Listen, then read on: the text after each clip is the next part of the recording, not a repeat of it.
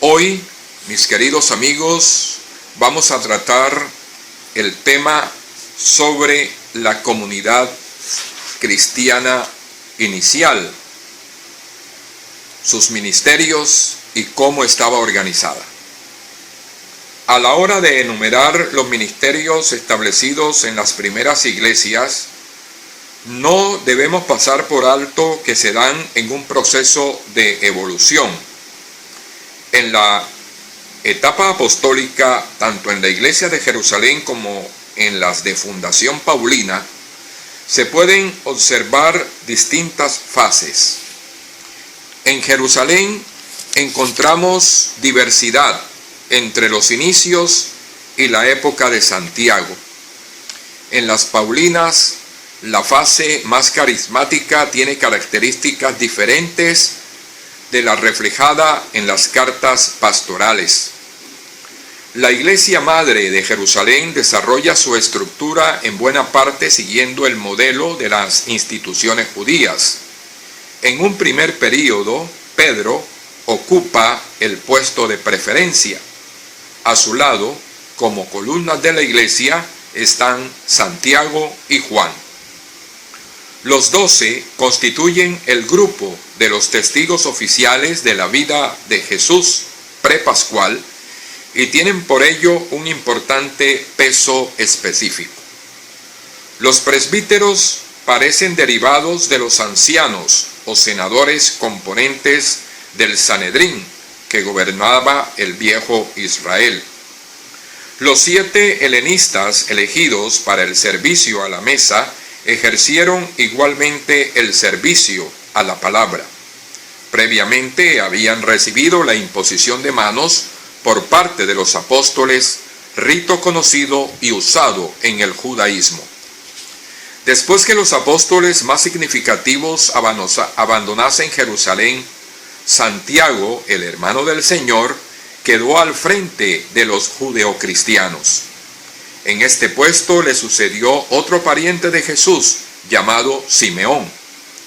Las iglesias fundadas por Pablo son comunidades en un principio más carismáticas, en las que, como en un organismo vivo, es importante que cada miembro cumpla su función. Así se define a la iglesia como cuerpo de Cristo. La ascendencia de Pablo sobre estas iglesias y sobre los que las presiden, ya fuesen cabezas de familia, obispos o diáconos, era total. La muerte del apóstol y el crecimiento numérico forzaron el proceso de institucionalización. La parte heredable del papel de Pablo pasó a los que presidían, es decir, a los colegios de presbíteros y obispos. Estos, cuya función parece que era idéntica, eran elegidos por la comunidad que podía incluso destituirlos. Se exigían ciertas cualidades como no haberse casado más de una vez y ser buenos padres de familia. Apenas comenzado el siglo II, ya tenemos noticias de que en Antioquía se introduce el episcopado monárquico como símbolo y garantía de la unidad de la iglesia frente a las herejías gnósticas sobre todo. El colegio de presbíteros pasa a ser el consejo del obispo. En cada iglesia local hay un solo obispo, que es quien normalmente preside la Eucaristía. Ignacio, obispo de Antioquía, que es la fuente por la que conocemos este importante cambio, exige siempre subordinación al obispo. En la polémica con los gnósticos se argumenta, para probar que la posición defendida es correcta, que es de origen apostólico, por lo cual las listas que prueban que el obispo de una iglesia empalma en cadena con los apóstoles son algo importantísimo. La sucesión apostólica permitirá que en las diversas comunidades se enseñe lo mismo. Pocos años después, hacia el año 215, en la obra titulada Tradición Apostólica del presbítero romano Hipólito, se legitima la diferencia entre el clero y el resto de los fieles.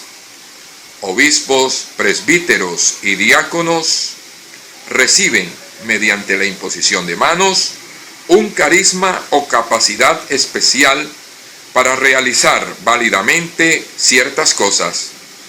Son una clase escogida. Según Hipólito, los obispos reciben el espíritu principal para regir y enseñar al pueblo, para imponer las manos a otros y para todos los actos de culto. Los presbíteros reciben el espíritu del consejo y pueden hacer lo mismo que el obispo, excepto imponer las manos. Los diáconos reciben el espíritu del celo y su papel es servir al altar y a la comunidad como ayudantes del obispo. La conciencia de no ser un grupo aislado, sino una fraternidad perteneciente a la Iglesia Universal o Católica, está en todas las iglesias locales.